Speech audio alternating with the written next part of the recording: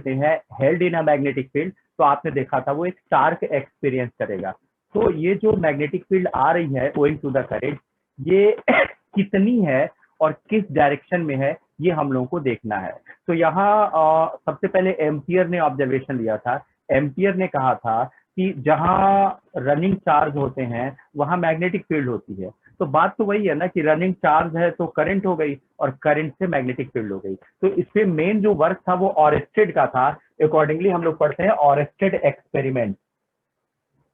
ऑरेस्टेड experiment ऑरेस्टेड experiment में यही है कि जहां भी करंट आएगी तुरंत एक मैग्नेटिक फील्ड बी आ जाएगा। आपने क्लास 9th या 10th में पढ़ा होगा कि अगर हम एक स्ट्रेट करंट ले लें और अभी इसके चारों ओर जगह जगह कंपास रखें तो कंपास के निडल की एक ओरिएंटेशन आपको दिखेगी। वो ओरिएंटेशन एक्चुअली में मैग्नेटिक फील्ड की होगी। अगर हम कंपास को चारों ओर रख करके चेक करें तो देखेंगे कि magnetic field lines are circular around the straight current carrying wire. इस तरीके से मैग्नेटिक लाइंस जनरेट होंगी। ये अब हमें जानना है कि इनकी डायरेक्शन क्या है, क्योंकि मैग्नेटिक फील्ड को हम नॉर्थ टू साउथ लेके चलते हैं। जैसे इलेक्ट्रिक फील्ड +2 होता है इन डायरेक्शन, वैसे magnetic field north to south होता है। तो अगर magnetic field north to south होता है तो इन सर्कुलर लाइंस में नॉर्थ कहाँ है, साउथ कहाँ है, या कैसे हम आइडेंटिफाई करें कि एरो हम ऐसे बनाएंगे कि एरो हम ऐसे बनाएंगे। एरो ऐसे बनाएंगे तो अप टू द बोर्ड यानी ये नॉर्थ हो जाएगा और वो पार्ट जो होगा वो साउथ हो जाएगा। और अगर हम ये वाला एरो बनाएंगे डाउन टू द बोर्ड, तो डाउन टू द बोर्ड आपको पता है क्रॉस। क्रॉस का मतलब है entering in the board. Entering in the board का मतलब है सामने नॉर्थ पोल होना चाहिए और एंटर करेगा बोर्ड में, यानी ये साउथ पोल होना चाहिए। तो इस तरीके से नॉर्थ टू साउथ। तो यहाँ अगर हम मैग्नेटिक फील्ड की डायरेक्शन की बात करें तो हमारे पास बहुत सारे रूल हैं, जिसमें सबसे फेमस रूल जो आता है that is Maxwell's right hand palm rule number 1। इसके पहले आपने Maxwell's right hand palm rule number 2 देखा था, जिसमें आपने force on current carrying conductor देखा था इन अ मैग्नेटिक फील्ड। और यहाँ हम लोगों को करंट की वजह से डेवलप्ड मैग्नेटिक फील्ड को देखना है। तो यहाँ हमारे पास है Maxwell's right hand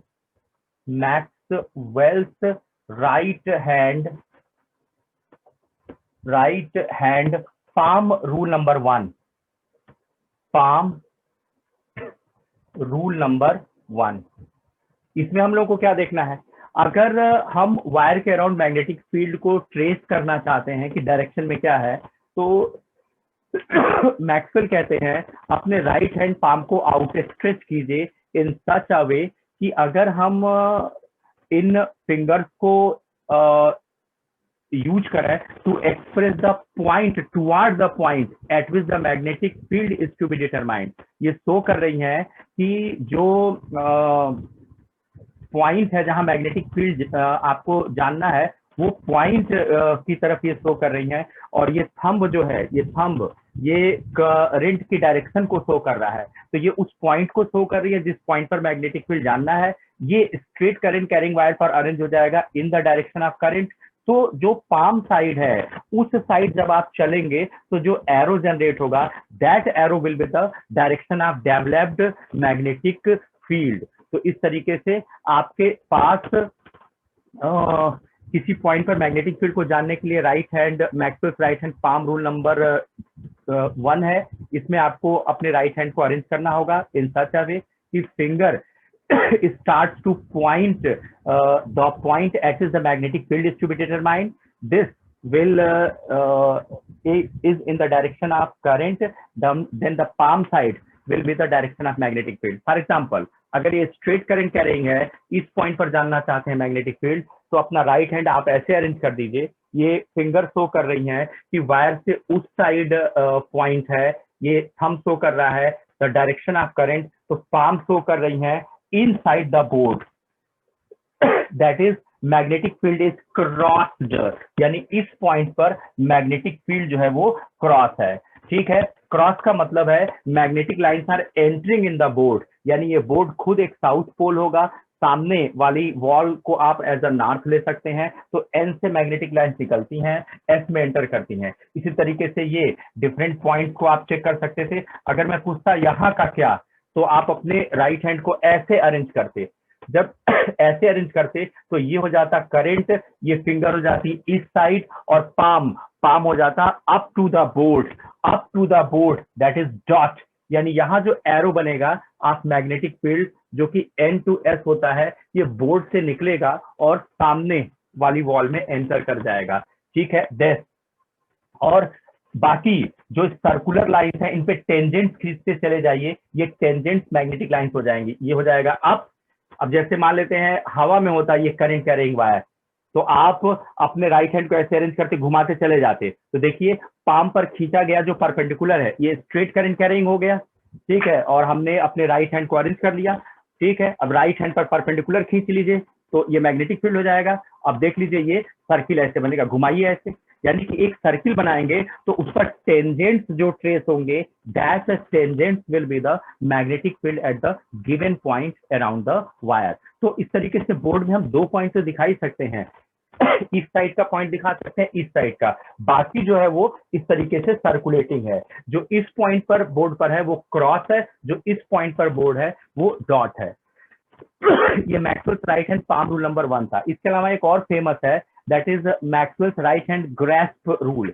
grasp rule कहता है कि अगर हम करंट कैरिंग वायर को राइट हैंड से मुट्ठी में पकड़े इन सच अ वे कि ये जो थंब है ये करंट को शो करे, तो ये मुड़ी हुई अंगुलियां मैग्नेटिक लाइंस को शो करेंगी around the straight current carrying wire. आप किसी भी वायर को अगर राइट हैंड से ऐसे ग्रैस्प करते हैं इन सच अ वे कि fingers are curled around the current carrying wire in such a way that this thumb is representing the direction of current, तो इस थंब के डायरेक्शन ऑफ करंट के लिए ये मुड़ी हुई अंगुलियां अराउंड द वायर आपको मैग्नेटिक फील्ड लाइन सेंस कराएंगी। तो इस तरीके से हम लोगों ने ये जान लिया कि किसी भी करंट कैरिंग वायर के अराउंड जो मैग्नेटिक फील्ड होती है, अगर किसी पॉइंट पर हाथ रख दें तो वहां मैग्नेटिक फील्ड का जो एरो जनरेट होगा वो डॉट होगा, क्रॉस होगा या टेंजेंट होगा। अभी वैल्यू कैलकुलेट करने के लिए आपको बायट एंड सेवर्टला बताया जाता है। 9th या 10th में रहा होगा कि अगर कोई हम वायर ले लेते और उसके अराउंड अगर हम मैग्नेटिक फील्ड कैलकुलेट करना चाहते, तो पूरे वायर का एक बार में तो नहीं निकलता है, एक छोटा सेक्शन अगर हम कंसीडर करें तो उस छोटे सेक्शन की वजह से मैग्नेटिक फील्ड बता सकते हैं। इसको बोलते हैं Biot and Savart law. Biot Savart law, 2 scientist हैं, Biot and Savart. Biot and Savart law, इनका कहना था कि अगर कोई वायर है of any arbitrary shape carrying current, तो जो मैग्नेटिक फील्ड एस्टैब्लिश हुई है उसकी नेट वैल्यू आप कैलकुलेट कर सकते हैं। कैसे? इन्होंने कहा कि आप उस पॉइंट की बात कीजिए जिस पॉइंट पर आपको मैग्नेटिक फील्ड को जानना है, say the point is P. आप इस पूरे वायर की उस पॉइंट पी पर अगर मैग्नेटिक फील्ड जानना चाहते हैं तो आप वायर का एक छोटा सा सेक्शन कंसीडर कीजिए। देखिए हमने ये सेक्शन कंसीडर किया, ठीक है, आप length DL carrying the current I, so it's name written as current element IDL। ये करंट कंटेन कर रहा है यानी इस पूरे वायर की मैग्नेटिक फील्ड नहीं बताई गई, इस वायर पर एक सेक्शन लेने को कहा गया, उस सेक्शन की मैग्नेटिक फील्ड आपको बताई गई। कहा गया कि अगर आपने एक छोटा सा सेक्शन कट किया over the current carrying wire of length DL, then parameter IDL is called the current element, और इससे उस पॉइंट P को ज्वाइन कीजिए, जो डिस्टेंस आया say that distance is R, and joining line का करंट एलिमेंट के साथ जो एंगल आया दैट इज थीटा। तो इस पॉइंट P पर small magnetic field DB owing to this current element IDL was written by Biot and Seward under the Biot Savart law. ये था म्यू नॉट अपॉन 4 पाई, ये प्रोपोर्शनैलिटी कांस्टेंट है। जैसे 1/4 pi epsilon not proportionality constant होता था इलेक्ट्रोस्टैट में, वैसे mu naught upon 4 पाई magneto का कांस्टेंट है, जहां म्यू नॉट की वैल्यू 4 पाई इंटू 10⁻⁻7 होती है MKS वैल्यू में। वहां एप्सिलॉन नॉट को परमिटिविटी बोलते थे, या इसको परमिएबिलिटी बोलते हैं। परमिटिविटी इलेक्ट्रिक फील्ड स्ट्रेंथ को कैलकुलेट कराती थी, परमिएबिलिटी मैग्नेटिक फील्ड स्ट्रेंथ को कैलकुलेट कराती है। फॉर एग्जांपल एक मैग्नेट को एयर में रख के आयरन नेल को अट्रैक्ट करें, एक मैग्नेट को पानी में रखे, एक मैग्नेट को वैक्यूम में रखे, एक मैग्नेट को किसी भी मटेरियल मीडियम में रखे, हम देखेंगे जैसे चार्जेस के बीच फोर्स मीडियम डिपेंडेंट होते थे, वैसे मैग्नेट के बीच फोर्स भी मीडियम डिपेंडेंट होते हैं। वो किस मीडियम में सर्वाइव कर रहे हैं, अकॉर्डिंगली वो अलग अलग स्ट्रेंथ की मैग्नेटिक फील्ड स्टेब्लिश करते हैं। आपका बिहेवियर भी मीडियम डिपेंडेंट होता है, फैमिली में है तो आपका बिहेवियर, आप सोसाइटी में है तो आपका बिहेवियर, आप स्कूल में है तो आपका बिहेवियर, फ्रेंड के साथ है आपका बिहेवियर, तो इस person to person, place to place आपका बिहेवियर वेरी करता है। तो बहुत सी चीजें इन्वायरमेंट या सराउंडिंग पैरामीटर्स पर डिपेंडेंट होती हैं, इसमें चार्ज की प्रॉपर्टी और मैग्नेट की प्रॉपर्टी दोनों आती है। हालांकि जो ग्रेविटेशनल फील्ड है, मासेस के बीच जो फोर्स आता है ग्रेविटेशनल पुल, वो मीडियम डिपेंडेंट नहीं होता है। तो वहां याद कीजिए यूनिवर्सल ग्रेविटेशनल कांस्टेंट के नाम से एक पैरामीटर आया था। तो यहाँ मैग्नेटिक फील्ड मीडियम डिपेंडेंट है, तो एक प्रोपोर्शनैलिटी कांस्टेंट इंट्रोड्यूस कर दिया μ0/4 और बाकी का पैरामीटर था IDL sin theta by r square. Ideal was the current in a small section. Ideal current element हो गया, साइन थीटा में थीटा हो गया, एंड आर। अगर थीटा 0 डिग्री होता, यानी पॉइंट वायर पर ही लाई करे, point lying on the wire, तो थीटा 0 डिग्री हो जाएगा। और अगर थीटा 0 डिग्री हो जाएगा तो उस केस में मैग्नेटिक फील्ड भी 0 होगी। पॉइंट लाइंग ऑन वायर, यानी वो पॉइंट जिसपे आपको मैग्नेटिक फील्ड निकालना है, अगर वो वायर पर ही है तो आपको मैग्नेटिक फील्ड 0 लेना चाहिए। Point lying on wire, point lying on wire, तो इस केस में मैग्नेटिक फील्ड आपको 0 लेना है। This is because theta is equal to 0, theta 0 है तो उस केस में साइन 0 0 होगा। तो अगर इस स्मॉल सेक्शन की मैग्नेटिक फील्ड इतनी है, तो integrating the dB for length, for whole length, देखेंगे लिमिट क्या आएगी, from this end to this end, length के लिए अगर हम इस सेक्शन की मैग्नेटिक फील्ड डीबी को इंटीग्रेट करें तो हमें पता चल जाएगा नेट मैग्नेटिक फील्ड कितनी है। अब हम लोग को यही कैलकुलेट करना है कि स्ट्रेट करंट है तो कितनी, ठीक है, अगर इसको सर्कुलर बेंड कर दे तो कितनी, डिफरेंट शेप में बेंड कर दे तो कितनी, सोलेनाइड के फॉर्म में बेंड कर दें, दैट इज हम उसको स्पाइरल ऐसे बेंड करते चले जाएं आप सम लेंथ ऑफ द वायर को, तो मैग्नेटिक फील्ड कितनी, अगर हम उसको टोराइड बना दें, देखेंगे टोराइड क्या है, तो मैग्नेटिक फील्ड कितनी। मतलब इसी के 4-5 डेरिवेशन आपको पढ़ने पड़ेंगे, छोटे और मोटे, कुछ बड़े हैं और कुछ छोटे हैं, सब आपको देखना है। तो आज हमने क्या देखा, हमने अभी सिर्फ इतना देखा कि जहां करंट होती है वहां मैग्नेटिक फील्ड होती है। This is provided by Oersted, called Oersted experiment. अगर करंट से मैग्नेटिक फील्ड है तो क्वेश्चन था कि हम उसका नॉर्थ साउथ कैसे आइडेंटिफाई करें। तो हमने कहा हमारे पास Maxwell's right hand palm rule number 1 है, हमारे पास Maxwell's right hand grip rule है, हमारे पास Maxwell's right hand curl rule है, हमारे पास Maxwell's right handed screw rule है, बहुत सारा है। इसमें सिर्फ एक ही हमारे काम का है और बहुत आसान है, that is the Maxwell's right hand palm rule number 1। तो हम लोग Maxwell's right hand palm rule number 1 का इस्तेमाल करेंगे और किसी भी करंट कैरिंग वायर के अराउंड मैग्नेटिक फील्ड को सर्च करेंगे। अब रही बात वैल्यू की, कि अगर कोई वायर का टुकड़ा हमें मिल जाए carrying the current I having the length dl, तो उसके अराउंड जो मैग्नेटिक फील्ड है at some distance r at some angle theta, उसकी वैल्यू को लैबोरेटरिकली अरेंज किया बायट एंड सिवर्ट ने, जो हमने यहाँ लिखा μ0/4 पाई IDL sin theta by r square. अब हम कह रहे हैं कि इसको वायर के लिए इंटीग्रेट करना है whole length of the wire, तो हमें मैग्नेटिक फील्ड पता चल जाएगी। चलिए सॉल्व करके दिखाते हैं। सबसे पहला डेरिवेशन जो आपको देखना है इस ऑब्जर्वेशन पे कि करंट कैरिंग वायर के अराउंड मैग्नेटिक फील्ड कितनी है, वो है सर्कुलर कॉइल।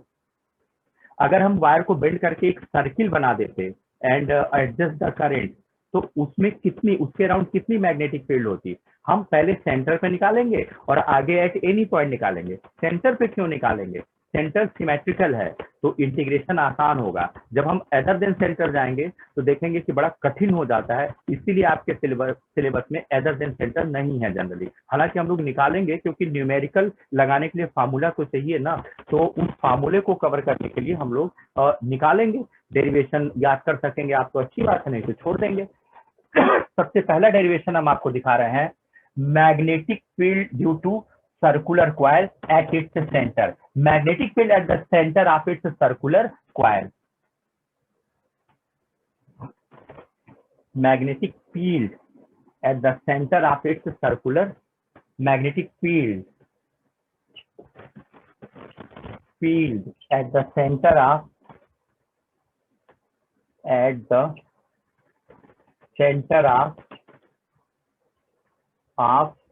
Circular coil. तो अदर देन सेंटर भी देखेंगे, बाद में देखेंगे, छोटे छोटे डेरिवेशन पहले कवर कर लेते हैं।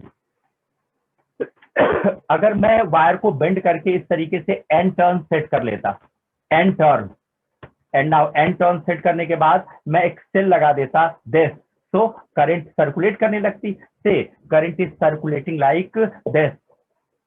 यहां ये कैपिटल आर रेडियस का है एंड एन टर्न कंटेन कर रहा है, एंड यहाँ इस पॉइंट सेंटर पर जो पॉइंट है सी फॉर सेंटर, इस पर हम जानना चाहते हैं मैग्नेटिक फील्ड की वैल्यू कितनी है। ठीक है, अभी बायट-सैवर्ट क्या कहता है, कहता है ना कि आप total length of the wire के लिए वर्क मत कीजिए, आप एक वायर पर छोटा सा सेक्शन कट कीजिए। तो हमने देखिए ये सेक्शन कट किया, आप length DL containing the current I, so the current element IDL is found। यानी हम इस सर्कुलर करंट कैरिंग लूप का एक छोटा सा सेक्शन कंसीडर कर रहे हैं, आप length DL containing the current I, तो current element will be the IDL. अब इसकी वजह से सी पर अगर आपको मैग्नेटिक फील्ड जानना है तो आप इस करंट एलिमेंट से सी को ज्वाइन करेंगे, तो यहां से यहां तक की डिस्टेंस हो गई capital R, current element and joining line के बीच ये एंगल थीटा लिया जाता है, तो ये तो 90 डिग्री हो गया, क्योंकि करंट एलिमेंट सर्किल पर है तो टेंजेंट हो गया, एंड ये रेडियल है तो एट 90 पर हो गया। अब आप इस करंट एलिमेंट की वजह से यहाँ मैग्नेटिक फील्ड बायट-सैवर्ट से लिख सकते हैं dB as the mu naught upon 4 pi IDL sin 90 upon this square, this is the R square, integrating this for whole length of wire. Initially जहां हमने बनाया दैट इज 0, और एक चक्कर में 2 पाई आर, दो चक्कर में 2 पाई आर, तीन चक्कर में 2 पाई आर, n सर्कुलेशन दिया है, तो total length of the wire हो जाएगा n into 2 pi r, n 2 pi r. ना ये हो जाएगा नेट मैग्नेटिक फील्ड। चलिए सॉल्व कर लेते हैं। Net magnetic field due to circular coil will be the under limit 0 to 2 pi r, and dB is the mu naught upon 4 pi IDL by r square। mu naught constant, 4 pi constant, I constant, r constant, तो बाहर निकाल लीजिए, आपको simple integration मिल रहा है, mu naught I upon 4 pi r square integral dl under the limit 0 to n 2 pi r। तो ये तो n 2 पाई r ही हो गया ना, integral dl is the l, upper limit is n into 2 pi r, तो यहाँ आपके पास total value हो जाएगी n 2 पाई r। तो यहाँ हो जाएगा b net is equal to mu naught I upon 4 pi r square, और ये हो जाएगा n into 2 pi r। Arrange कर लीजिए, अरेंज मतलब जो कैंसिल हो रहा है कैंसिल कर लीजिए। Net magnetic field at the centre of circular coil due to n turn can be written as mu naught ni, mu naught ni upon twice r। ठीक है, ये वैल्यू में है। डायरेक्शन कैसे पता चलेगा, करंट हमने ऐसे बनाई थी, अपना राइट हैंड अरेंज कीजिए, थंब डायरेक्शन ऑफ करंट के लिए है, फिंगर कह रही है उधर पॉइंट है, अगर ऐसे बना लेते तो करंट नहीं मैच कर रहा है तो ऐसे बनाते, तो ये करंट मैच कर रहा है तो फिंगर नहीं मैच कर रही है, फिंगर इधर हो गई, तो आपको सब चीज अरेंज करेंगे, sorry direction as well as the current, तो करंट हो जाएगी दिस इज डाउन साइड, ये उधर हो गया that is toward centre, and ये हो गया दिस, यानी यहां जो मैग्नेटिक फील्ड है दिस इज डॉट। आपको लग रहा है कि यहां से चेक करते तो ये करंट कैरिंग हो गया दिस, तो अपना राइट हैंड आप अरेंज कीजिए ऐसे, ये करंट हो गया, ये फिंगर कह रही है एनए, इस पॉइंट पर मैग्नेटिक फील्ड जानना है तो पाम कह रहा है अप साइड, तो अप साइड अगर है तो इस केस में magnetic field is up side. ऐसा नहीं है कि सर्कुलर पर कहीं एक जगह लेंगे तो कुछ और आएगा, कहीं और लेंगे तो कहीं भी एक जगह आप एक स्मॉल सेक्शन चूज करके आप right hand palm rule number 1 apply कर दीजिए, आपको मैग्नेटिक फील्ड की डायरेक्शन मिल जाएगी। तो ये वैल्यू में हो गई, और इस करंट सर्कुलेशन के अकॉर्डिंगली मैग्नेटिक फील्ड आपको डॉट मिल गई, और मैग्नेटिक फील्ड की यूनिट होती है टेस्ला। अब टेस्ला आया कैसे है ये देख लीजिए। मैग्नेटिक फील्ड की जो यूनिट थी वो F इक्वल टू बिलाई से ढूंढी गई। आपने देखा था कि एक स्ट्रेट करंट कैरिंग वायर आप लेंथ L को जब मैग्नेटिक फील्ड B में एट 90 डिग्री पर रखते थे तो फोर्स आता था बिलाई। यहां से B, अरे बिलाई साइन थीटा, थीटा 90 कर दीजिए तो 1 हो जाएगा, तो F इक्वल टू बिलाई, तो B is equal to F upon LI, F upon LI. F that is newton, L that is meter, I that is ampere, newton पर metre ampere. F upon LI newton पर ampere पर metre पढ़ते हैं इसको, ठीक है। इसी को कहते हैं as the tesla. MKS unit of magnetic field is the tesla, newton पर एम्पियर पर मीटर, इसी को टेस्ला कहते हैं। तो ये मैग्नेटिक फील्ड की वैल्यू आ गई। ये आया सर्कुलर कॉइल में n टर्न की वजह से। अगर मैं कहता सिंगल टर्न होगा तो सिंगल टर्न, यानी न्यूमेरिकल डिस्कशन पे आ रहा है।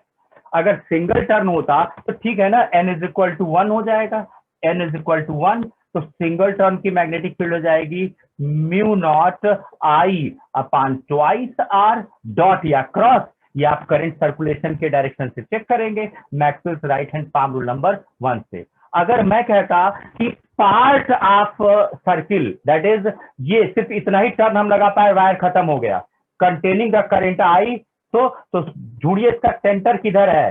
सेंटर पर आप इस आर्क का एंगल चेक कीजिए कि इस आर्क से सेंटर पर एंगल कितना बन रहा है, दैट इज अल्फा। रेडियस तो आपको दिया ही है कि आर्क ऑफ रेडियस आर है, यानी कि हमने n टर्न की मैग्नेटिक फील्ड निकाली, हमने सिंगल टर्न की मैग्नेटिक फील्ड निकाली। क्या बात है भैया प्रथम, क्यों बार बार आप लॉग आउट हो जा रहे हो फिर आप वापस आ रहे हो? तो यहां हमारे पास अगर हम कह रहे हैं कि अभी हम एक पूरा टर्न ही नहीं ले पाए, हम एक पूरा टर्न नहीं ले पाए, और जैसे ही हमने इसको बेंड किया एट अल्फा डिग्री के टर्न पर हम मेंटेन हो पाए और ये वायर खत्म हो गया, तो इसको सेक्शन ऑफ वायर बोलते हैं। अगर ये सेक्शन है of circular coil of radius r and not able to complete one circulation, तो इसका आप आर्क एंगल ढूंढ लीजिए। आप ही सोचिए, एक सिंगल टर्न का मतलब एक सिंगल टर्न पूरा बन जाता तो सेंटर पे कितना एंगल बनता, 2 पाई का ना। अगर एक सिंगल टर्न पूरा बन जाता तो सेंटर पे एंगल 2 पाई बनता, तो 2 पाई सर्कुलेट हो जाता है वायर, तो मैग्नेटिक फील्ड होती है, magnetic field due to single coil, ये हो जाएगा mu naught I upon 2 are.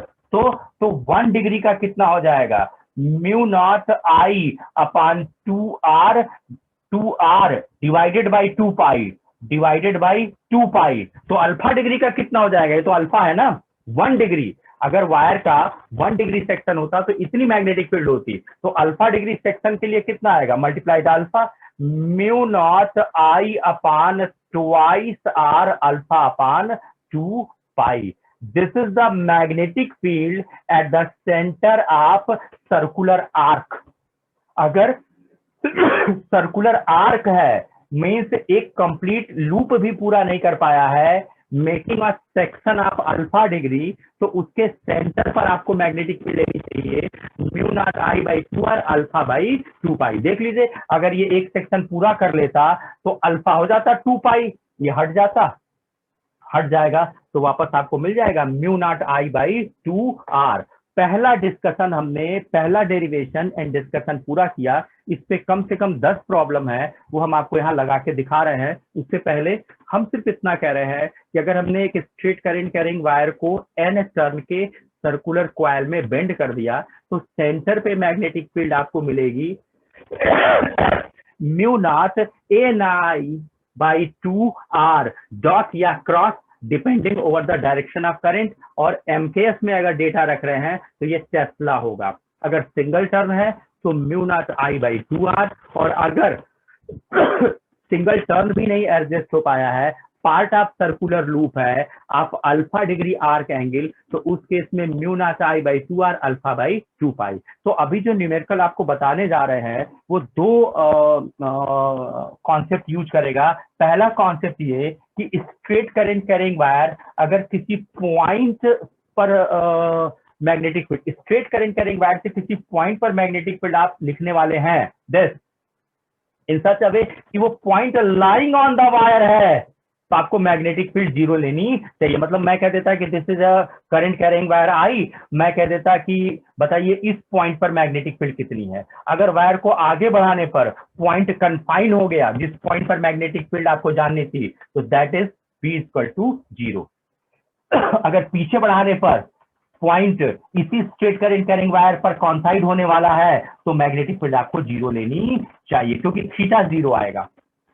जब स्ट्रेट करंट कैरिंग से इसको जोड़ेंगे तो थीटा 0 डिग्री आएगा। तो अगर हम वायर को आगे या पीछे बढ़ाने वाले हैं और जिस पॉइंट पर मैग्नेटिक फील्ड निकालना है वो पॉइंट उसी वायर पर पड़ने वाला है, तो आपको मैग्नेटिक फील्ड जीरो लेनी चाहिए। अगर सिंगल लूप है तो magnetic field mu naught I by 2r लेनी चाहिए। अगर पार्ट ऑफ सर्कुलर कॉइल है तो आपको mu naught I by 2r alpha by 2 पाई लेना चाहिए। अब इसमें बोर्ड में और आईआईटी में जितने क्वेश्चन आए हैं, तो जितने क्या एक बार में 4 हम बना रहे हैं, क्योंकि अगर सब बनाने लगेंगे तो बहुत छोटा हो जाएगा, तो हम आपको 4 या 5 क्वेश्चन दिखा दे रहे हैं लगा के यहाँ पे स्लो प्रोसेस में, ताकि आप देख सके कि कैसे क्वेश्चन आता है। ऐसा नहीं है कि सिर्फ इतने ही है, 1000 क्वेश्चन है, लेकिन स्पेशल काइंड हम लगा लेंगे। स्पेशल काइंड का मतलब दो चीजें हमें पता चल चुकी हैं, circular coil, part of circular coil के सेंटर और स्ट्रेट करंट कैरिंग में अगर कोई पॉइंट कन्फाइन होने वाला है ऑन द वायर, तो उस केस में मैग्नेटिक फील्ड कितनी होती है, ये चीज हमें पता है। तो यहाँ अगर हम इसी से रिलेटेड बताएं तो देखिए यहाँ हमारे पास एक वायर था, हमने उसको इस तरीके से बेंड किया कि कि एक straight current carrying wire A B बना कंटेनिंग द करंट आई, एक part of circle B C बना containing the current I having the angle say 60 degree, and फिर हमने इसको ऐसे मोड़ दिया इन सच अ वे कि वायर का एक नया सेक्शन बना CD। हम आपसे पूछ रहे हैं कि इस सर्कुलर आर्क के सेंटर पे नेट मैग्नेटिक फील्ड इन वैल्यू और डायरेक्शन बताएं। अब इस डायग्राम में 3 सेक्शन है, 3 की मैग्नेटिक फील्ड चाहिए। AB स्ट्रेट करंट कैरिंग है, BC part of circular coil है, and CD straight current carrying है। मैग्नेटिक फील्ड यहां निकालनी है, say the radius is given as r, आपको वैल्यू दी जाएगी। एक हो गया। दूसरा, मैं कहता कि हमारे पास एक वायर है, उसको हम बेंड करने वाले हैं इन सच अ वे कि एक स्ट्रेट करंट कैरिंग बन रहा है, ठीक है, एक 3/4 सर्कुलर कॉइल बन रहा है, और अगेन एक स्ट्रेट करंट कैरिंग बन रहा है। हम सब स्पेशल काइंड, ऐसा नहीं कि हम ऑल काइंड बता रहे हैं, हम एक स्पेशल काइंड प्रॉब्लम बता रहे हैं जिसमें सिर्फ 2 फैक्ट्स यूटिलाइज हुए हैं। पहला, स्ट्रेट करंट कैरिंग वायर पर अगर कोई पॉइंट पड़ने वाला है तो वहां मैग्नेटिक फील्ड आपको 0 लेनी चाहिए, और सर्किल के सेंटर पे magnetic field mu naught I by 2r alpha by 360 लेनी चाहिए अगर ये पार्ट ऑफ सर्कुलर कॉइल है तो। ठीक है, अब हम कह रहे हैं कि इसमें वायर का एक सेक्शन ए बी है कंटेनिंग द करंट आई, एक बी सी है कंटेनिंग द करंट आई, और एक सी डी है कंटेनिंग द करंट आई। ठीक है, radius of the circular coil is r, और हम कह रहे हैं कि सेंटर पे मैग्नेटिक फील्ड बी की वैल्यू में और डायरेक्शन में बताएं। हम एक और डायग्राम बना सकते हैं। यहाँ पे हम कह रहे हैं कि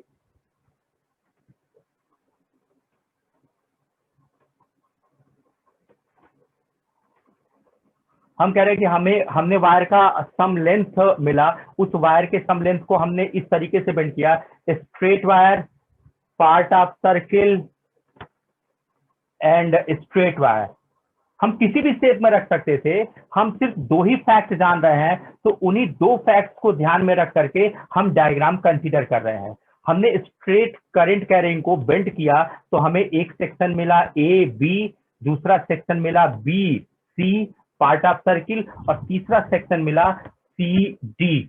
अभी आपसे हम पूछ रहे हैं कि अगर ये अल्फा डिग्री है, ठीक है, रेडियस कैपिटल आर है, तो बताइए सेंटर पे मैग्नेटिक फील्ड कितना है। ठीक है, और ले सकते हैं आप ले सकते हैं हमने स्ट्रेट करंट कैरिंग को मोड़ा तो एक हमें हाफ सर्किल मिला, एक स्ट्रेट मिला एंड एक स्ट्रेट मिला, like this is the centre. हम पूछ रहे हैं यहाँ मैग्नेटिक फील्ड बताएं। इन सभी प्रॉब्लम्स में एक खास बात है और वो ये कि इसमें स्ट्रेट करंट कैरिंग की मैग्नेटिक फील्ड आपको नहीं निकालनी है, जीरो लेनी है। क्यों जीरो लेनी है? इस सेक्शन का जब इस पॉइंट पर मैग्नेटिक फील्ड निकालने जाएंगे, इस सेक्शन को जब आगे बढ़ाएंगे तो पॉइंट कन्फाइन हो गया, इसकी magnetic field zero.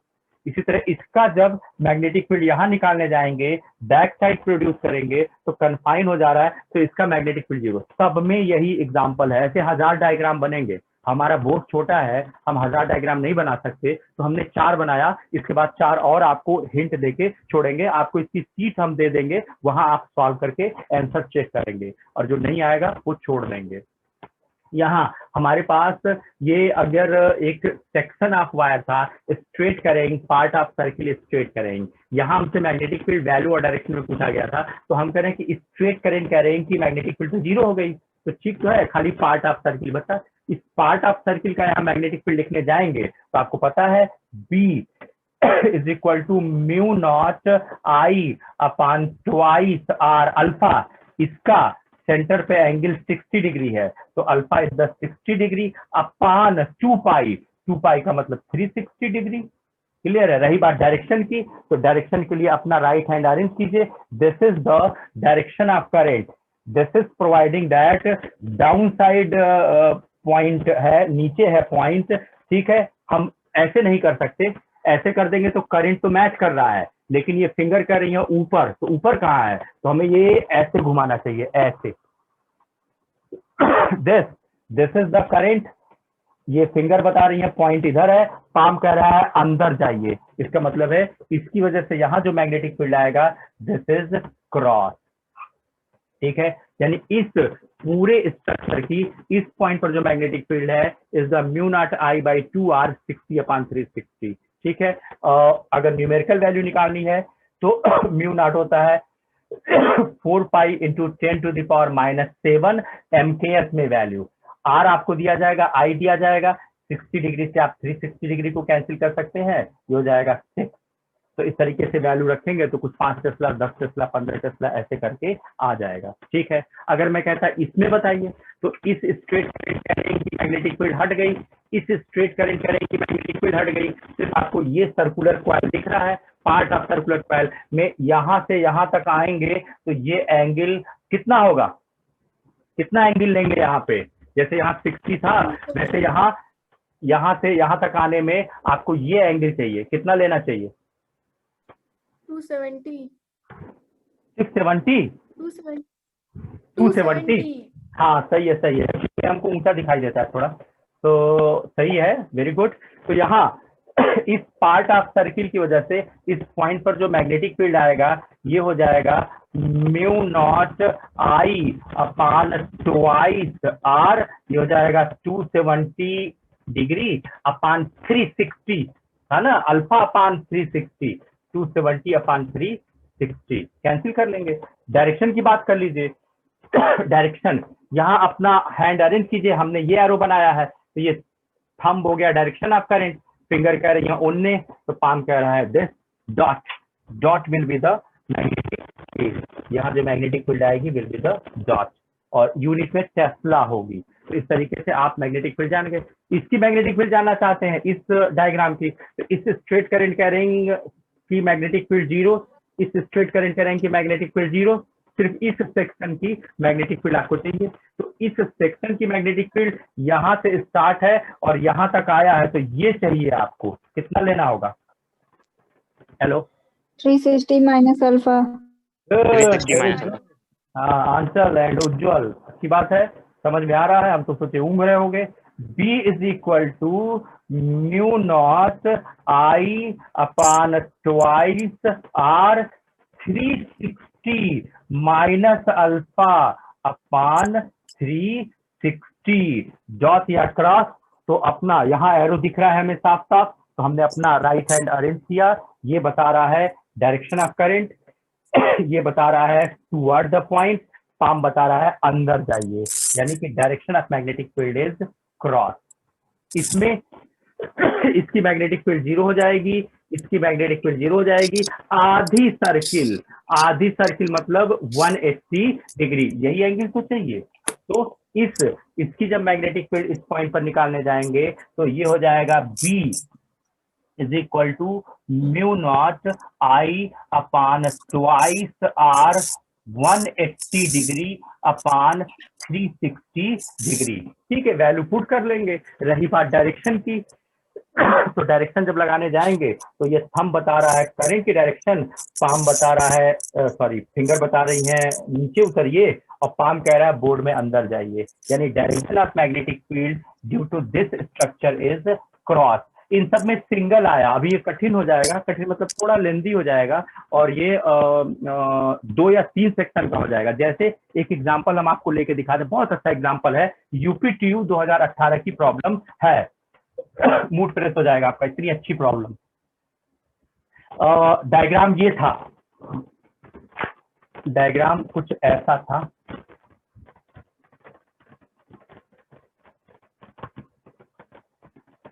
This straight current carrying wire, part of circle, straight current carrying wire, part of circle, straight current carrying wire, part of circle, खत्म। ये R रेडियस था, ये ट्वाइस R रेडियस था, ये thrice R radius था, ये alpha degree कह लीजिए। यहां पूछा गया मैग्नेटिक फील्ड की वैल्यू और डायरेक्शन बताएं।